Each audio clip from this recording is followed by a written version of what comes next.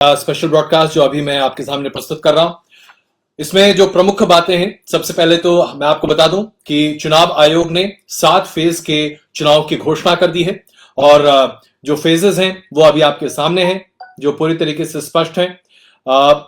सबसे पहला फेज है सिर्फ उत्तर प्रदेश के लिए और इसमें उत्तर प्रदेश में कितनी सीटें जाएंगी ये अभी तक तय नहीं है, लेकिन जाहिर सी बात है ये बात सामने आ रही है।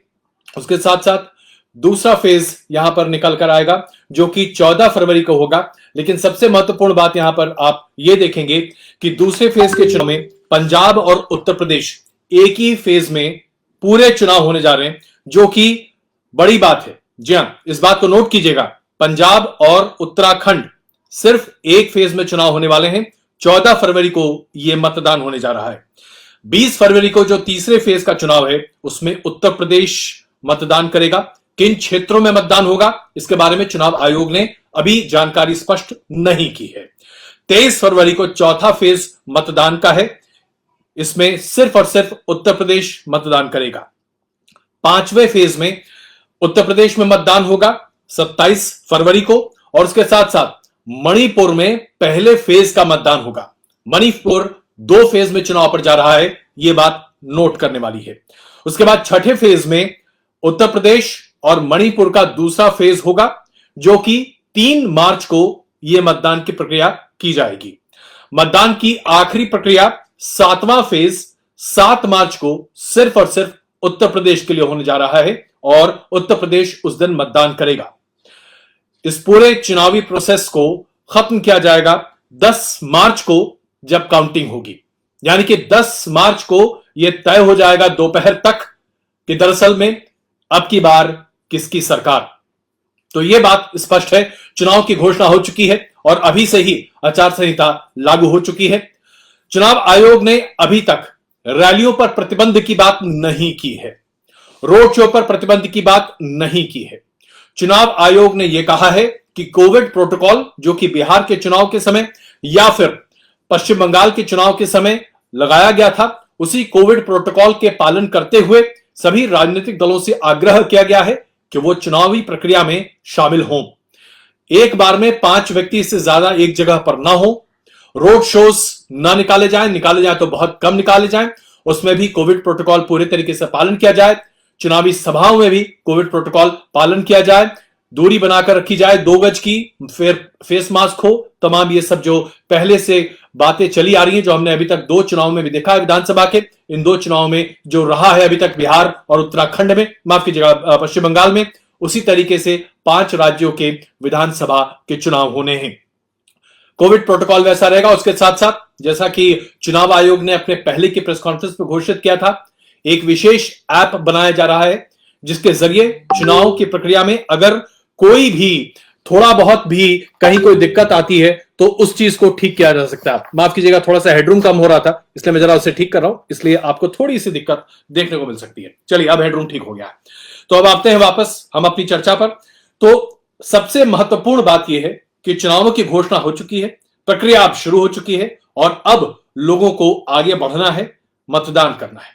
चुनाव आयोग ने कहा है कि अभी तक जो मतदान प्रतिशत है उससे कहीं बेहतर होना चाहिए, लोगों की भागीदारी बढ़नी चाहिए, क्योंकि अभी तक औसतन 60 से 65% के बीच उत्तर प्रदेश में 2017 में जब चुनाव हुए थे तो मतदान हुआ था।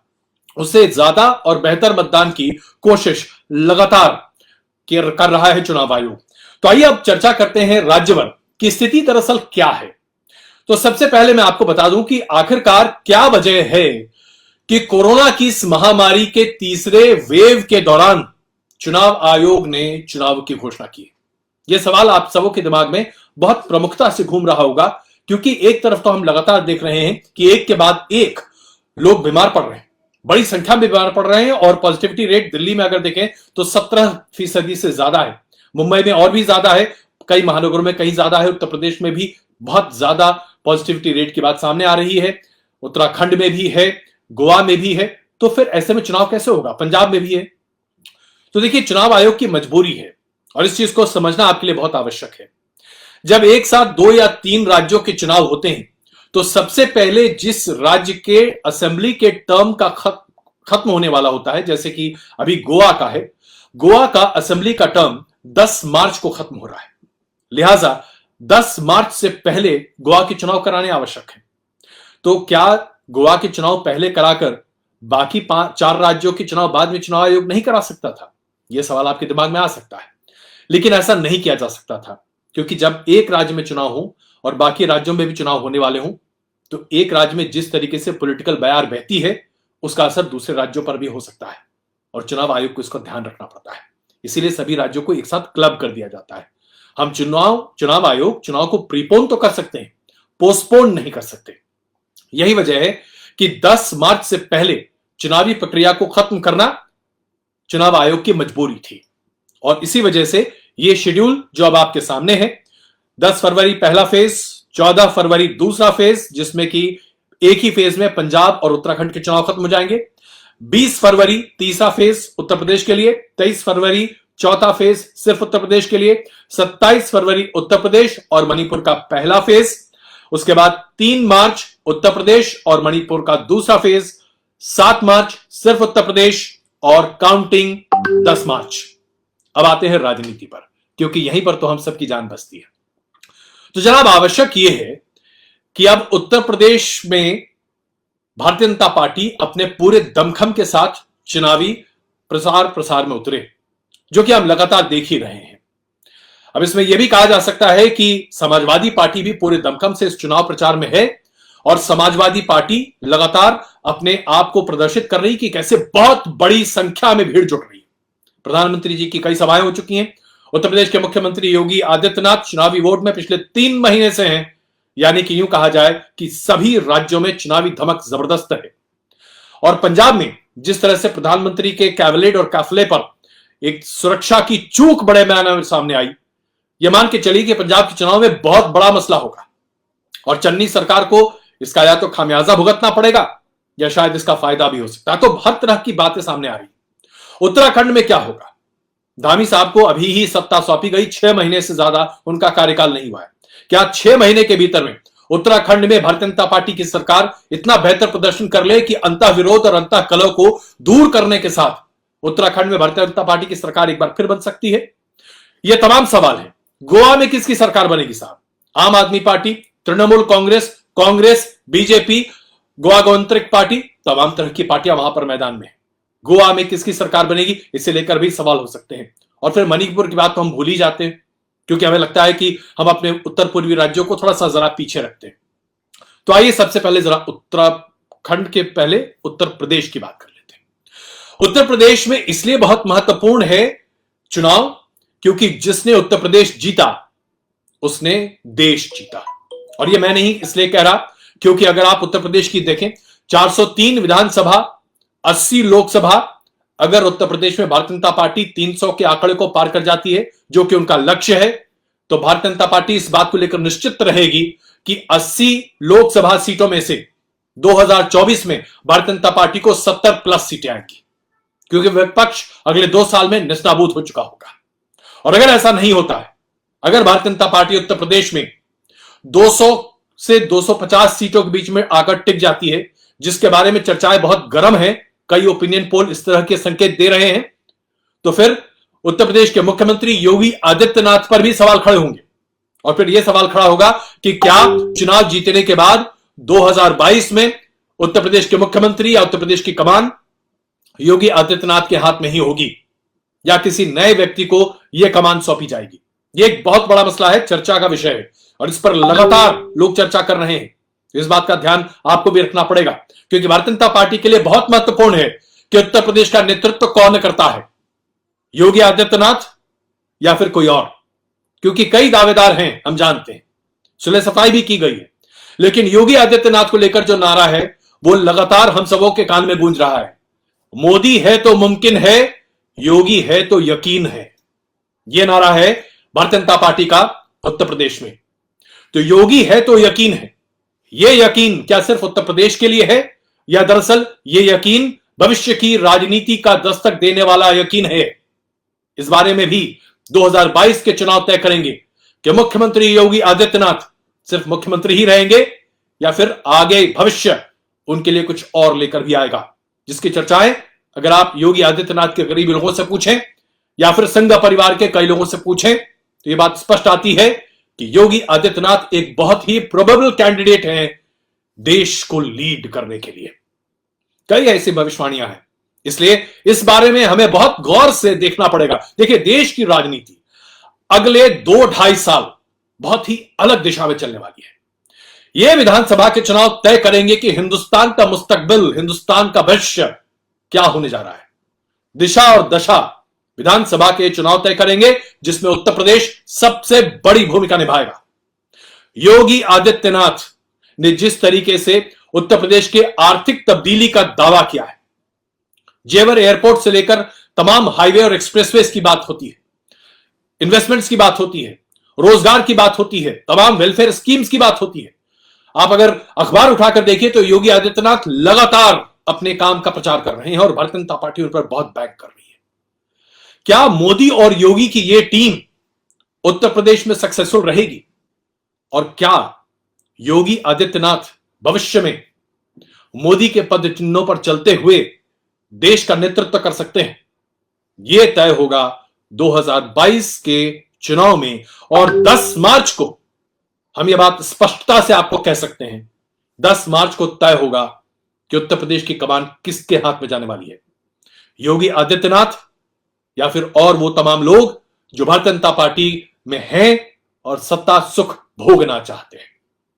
तो योगी जी के लिए बहुत ही महत्वपूर्ण चुनाव है, देश के लिए भी महत्वपूर्ण चुनाव है, क्योंकि अगर योगी आदित्यनाथ 300 सीटें ले आते हैं अपने नेतृत्व में तो यकीन मानिए बहुत प्रोबेबल कैंडिडेट होंगे 2025 से 2027 के बीच में देश का नेतृत्व करने के लिए। यह बात याद रखिएगा, नोट कीजिएगा, आज मैं भी नोट कर रहा हूं। इसके बाद आइए बात करते हैं उत्तराखंड की। उत्तराखंड में स्थिति अभी बहुत नाजुक है भारतीय जनता पार्टी के लिए। आप कहेंगे कि ऐसा क्यों? विपक्ष यानी कि कांग्रेस तो पूरी तरीके से विभाजित है, वहां पर नेतृत्व विहीनता दिखाई दे रही है और ऐसा लगता है कि कांग्रेस के खेमे में सिर फटावल इतना ज्यादा है कि भाई वहां तो कांग्रेस का कोई भविष्य दिख ही नहीं रहा। लेकिन जनता का मूड समझना अपने आप में बड़ा आवश्यक है और यकीन मानिए उत्तराखंड की जनता एक अलग दिशा में एक अलग भविष्य भी आपके सामने रख सकती है। लेकिन अगर कोई एक पार्टी आज उत्तराखंड में सबसे मजबूत है तो वो है भारतीय जनता पार्टी। वो भारतीय जनता पार्टी के पास चेहरा है जो कि प्रधानमंत्री नरेंद्र मोदी का है, लेकिन धामी साहब भी वहां पर हैं। उसके साथ साथ भारतीय जनता पार्टी के पास पूरा कार्यकर्ताओं का हुजूम है, भारतीय जनता पार्टी के पास चुनावी रणनीति है, भारतीय जनता पार्टी के पास अमित शाह है जो कि चाणक्य है, और उसके साथ साथ पूरा एक असला है। तो भारतीय जनता पार्टी उत्तराखंड में एक जीतती हुई बाजी खेलेगी। क्या यह बाजी होगी या हार होगी, यह हम आपको 10 तारीख को बताएंगे। और अब बात करते हैं उसके बाद पंजाब की। साहब, पंजाब में क्या होगा? पंजाब को लेकर हर कोई इस संशय में है कि क्या कांग्रेस वहां अपनी सरकार बना पाएगी? क्या चन्नी वाकई में भारतीय जनता पार्टी को मुंहतोड़ जवाब दे पाएंगे? अभी जो आसार दिखाई देते हैं कांग्रेस के लिए कम से कम वो अच्छे तो नहीं है। लेकिन दुविधा की स्थिति यह है कि भारतीय जनता पार्टी का बहुत बड़ा बेस नहीं है अभी पंजाब में। तो अमरिंदर सिंह के साथ मिलकर भारतीय जनता पार्टी वहां अपना बेस बना रही है। भारतीय जनता पार्टी लगातार आगे बढ़ने की कोशिश कर रही है और अमरिंदर सिंह वो तुरुप का इक्का है जो पंजाब में भारतीय जनता पार्टी की जीत का सेहरा भारतीय जनता पार्टी के सर पर बांध सकते हैं और उनके झंडा को फहरा भी सकते हैं। लेकिन इसके लिए भारतीय जनता पार्टी को अमरिंदर सिंह को बहुत मेहनत करनी पड़ेगी। किसान विरोध बड़े पैमाने पर है वहां पर, लेकिन जैसा कि अब खबरें आ रही हैं यह किसान विरोध एक छोटे समुदाय तक है, एक बहुत ही सीमित अपील है इसकी। तो भारतीय जनता पार्टी यहां पर अपने आप को स्थापित कर सकती है और प्रधानमंत्री की काफिले में सुरक्षा की चूक पंजाब के लिए बहुत ही मायने रखेगा और इसकी वजह से पंजाब की पॉलिटिक्स में आप जबरदस्त उठापटक देखेंगे। लेकिन आम आदमी पार्टी को पंजाब में आप रूल आउट नहीं कर सकते, यह मैं आपको कह रहा हूं, नोट कर लीजिए। आज आम आदमी पार्टी एक डार्क हॉर्स है पंजाब के लिए और हो सकता है कि आप आम आदमी पार्टी को सरकार बनाते हुए पंजाब में देख सकते हैं, क्योंकि जो सबसे बड़ी प्रोबेबिलिटी है वो ये है कि आम आदमी पार्टी की जो चंडीगढ़ में अभी म्युनिसिपैलिटी में जीत हुई है वो प्रदर्शित करती है कि लोग एक ऑल्टरनेटिव चाहते हैं। भारतीय जनता पार्टी शहरी पार्टी के तौर पर पंजाब में है। अमरिंदर सिंह के बारे में इनएक्सेसिबल चीफ मिनिस्टर का टैग लगा हुआ है, इसलिए पंजाब में एक दिक्कत है। आम आदमी पार्टी यहां पर डार्क हॉर्स है। कांग्रेस से लोग नाराज हैं, निराश हैं, इसमें कोई दुविधा नहीं है। भारतीय जनता पार्टी के पास अभी स्ट्रक्चर नहीं है, अमला नहीं है, अमरिंदर सिंह है, लेकिन क्या वो वाकई में कमाल कर दिखाएंगे? ऐसे में अरविंद केजरीवाल वहां पर अपना दमखम दिखा सकते हैं और पंजाब में हो सकता है कि आने वाले दिनों में आप आम आदमी पार्टी की सरकार देखें। एक और ऐसा राज्य है जहां पर आम आदमी पार्टी के लिए अच्छी खबर आ सकती है और वो है गोवा। गोवा में अगर आप देखें तो भारतीय जनता पार्टी ने सरकार तो चलाई 5 साल, लेकिन बहुत मुश्किल से यह सरकार चली है। कांग्रेस वहां पर अपने हाथ से अपनी सरकार को गवा बैठी थी। दिग्विजय सिंह वहां पर गए थे आज से 5 साल पहले चुनाव को संभालने के लिए, लेकिन नहीं संभाल पाए। राहुल गांधी बहुत नाराज हुए थे दिग्विजय सिंह से और उस वक्त से दिग्विजय सिंह राहुल गांधी के गुड बुक लिस्ट से नीचे उतर चुके हैं। इसके बावजूद भारतीय जनता पार्टी क्या वहां पर अपना वर्चस्व बना पाएगी? भारतीय जनता पार्टी के सबसे बड़े सिपहसालार नितिन गडकरी गोवा में बहुत बड़ी भूमिका निभाएंगे, यह मैं आज आपको बता रहा हूं। इस बात को नोट कीजिएगा। अगर नितिन गडकरी को पूरा सपोर्ट मिला तो गोवा में भारतीय जनता पार्टी अपना परचम लहराएगी, अन्यथा आम आदमी पार्टी की सरकार बनने के आसार गोवा में हैं। इस बात को नोट कीजिएगा। मणिपुर के बारे में कहना बड़ा मुश्किल है क्योंकि वहां की राजनीतिक परिस्थिति और उठापटक बहुत अलग अलग तरीके से है। तो मैं एक बार फिर वापस उत्तर प्रदेश पे आ रहा हूं। उत्तर प्रदेश जो कि हम सब लोगों के लिए बहुत महत्वपूर्ण है। मैं आपको बता दूं, ये पब्लिक है, सब जानती है। जो हमारा शो है जिसको आप लगातार हमारे डिजिटल प्लेटफॉर्म पर देख रहे हैं, उसमें हमारे संवाददाता लगातार ग्राउंड पर हैं, हर किसी से बात कर रहे हैं। हम वो तमाम वीडियोस आपके लिए अपलोड कर रहे हैं। आप उसे यूट्यूब पर, फेसबुक पर, इंस्टाग्राम पर और ट्विटर पर देख रहे हैं। जरूर देखिएगा और उससे आपको पता चलेगा कि क्या फील है, क्या ग्राउंड पर चल रहा है, और हम आपको जमीनी हकीकत बता रहे हैं। हमारे रिपोर्टर से जो बातचीत हो रही है उसके आधार पर मैं आपको यह बता सकता हूं कि उत्तर प्रदेश में सब कुछ आसान नहीं है। उत्तर प्रदेश में सब कुछ आसान नहीं है, मार्क कीजिएगा इस बात को।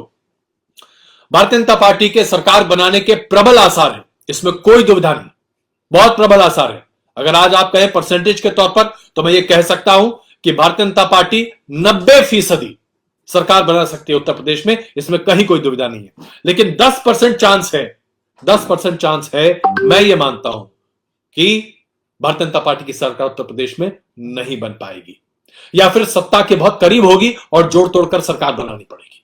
और यह भारतीय जनता पार्टी के लिए बहुत दुविधा की स्थिति होगी, क्योंकि अगर समाजवादी पार्टी अपने सहयोगियों के साथ योगी आदित्यनाथ के गढ़ में घुसकर योगी आदित्यनाथ को चैलेंज दे देती है तो मानिए कि देश की राजनीति बदलती हुई दिखाई देगी।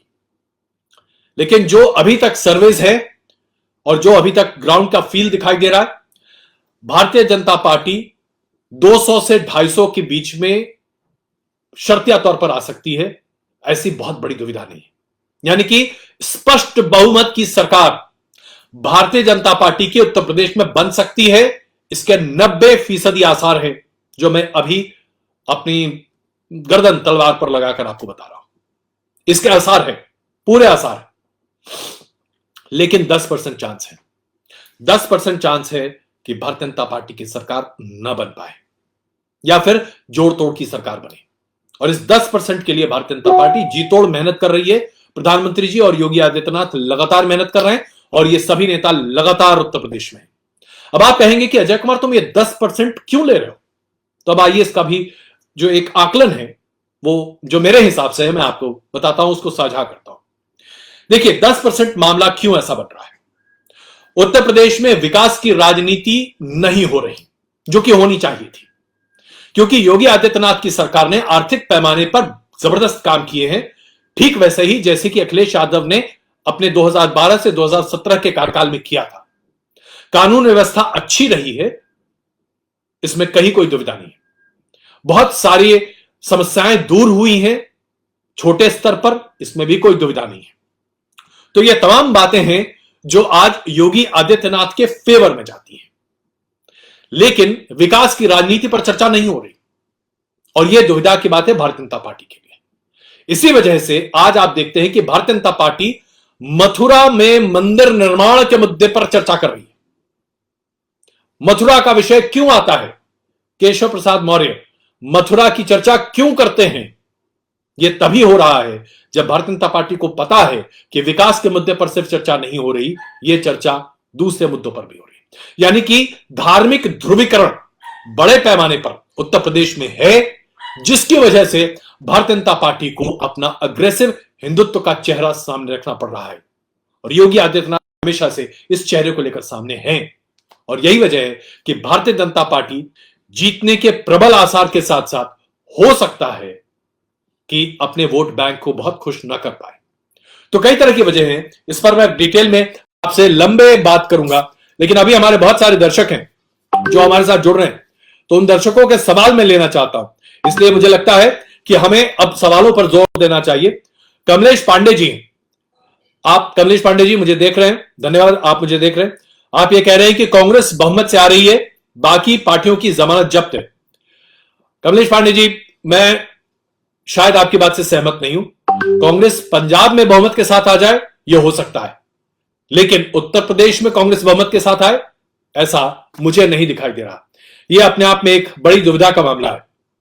तो कुल मिलाकर देखा जाए तो स्थिति बहुत ज्यादा कांग्रेस के लिए उत्तर प्रदेश में तो ठीक नहीं दिखाई दे रही, लेकिन चलिए हम इस बात को समझने की कोशिश कर रहे हैं। आपका और भी बहुत सारे लोग हैं, चर्चाएं कर रहे हैं, अखिलेश भैया जिंदाबाद, बीजेपी जिंदाबाद, तमाम तरह की बातें हैं जो लगातार इस पर मैसेज आ रहे हैं। भारत माता की जय, कुंदन कुमार जी ताली बजा रहे हैं। कुंदन जी, तालियां तो हम भी बजाना चाहते हैं। विनोद दड़ियाल जी हैं, भारतीय जनता पार्टी लिख रहे हैं। टोटी चोर नहीं आएगा लिख रहे हैं सौरभ तिवारी जी। सौरभ जी, इस तरह की आमतौर पर चर्चा मैं नहीं करता, लेकिन चलिए आपको यह पसंद आ रहा होगा। हिंदुओं का राज, सान काले जी लिख रहे हैं। तमाम आप लोगों की टिप्पणियां मेरे सामने आ रही हैं और मैं आप सब लोगों का ये तमाम टिप्पणियां देख रहा हूं। मैं अपनी टिप्पणियों के साथ फिर वापस आऊंगा और बात करूंगा कि आखिरकार क्यों उत्तर प्रदेश के चुनाव हम सब लोगों के लिए बहुत महत्वपूर्ण है। एक साहब हैं, अभी उन्होंने कुछ जबरदस्त बात लिखी, हिंदुओं की बात हो रही है, अब सबको मिर्ची क्यों लग रही है। खैर चलिए, मिर्ची लगना अपने आप में बड़ी ही अजीब स्थिति है। आकाश राणा है, बीजेपी आ रही है, उनका यह कहना है। चलिए आकाश राणा जी, मुझे उम्मीद है आप जो कह रहे हो बिल्कुल होता हुआ दिखाई देगा। तो आप सब लोगों की राय यहां पर सामने है, आप सब भागीदार हैं, अभी हमारे साथ जुड़े हुए हैं और मैं अपनी चर्चा को यहीं समाप्त करता हूं। लेकिन मैं आपसे कहना चाहता हूं एक बार फिर, हम लगातार, ये पब्लिक है, सब जानती है, के माध्यम से आपके सामने तमाम वीडियोस प्रस्तुत कर रहे हैं, आपको दिखा रहे हैं कि उत्तर प्रदेश की जनता का मूड क्या है। हम बता रहे हैं आपको कि गोवा में क्या होने जा रहा है, पंजाब में क्या स्थिति है, मैंने अभी आपको बताया, उस पर लगातार अपडेट मैं आपके सामने करता रहूंगा और उसके साथ साथ मणिपुर का अपडेट भी हम आपको देंगे। लगातार चीजों को अपडेट पे आपके सामने प्रस्तुत करते रहेंगे। लगातार हमें देखते रहिए, क्योंकि हम आपके लिए ही काम कर रहे हैं। ताजा, पुष्ट, पुख्ता, यही जानकारी हम आपके सामने दे रहे हैं। आप सब मेरे साथ जुड़ रहे हैं, बहुत बहुत धन्यवाद इसके लिए। हम एक बार फिर आपसे जुड़ेंगे, मुखातिब होंगे कुछ और चर्चाएं के साथ, और उत्तर प्रदेश पर तो विशेष ध्यान है ही। बहुत धन्यवाद। इंडिया टीवी हर वक्त हर जगह डाउनलोड करने के लिए सर्च करें India TV news Google play store या ऐप स्टोर पर।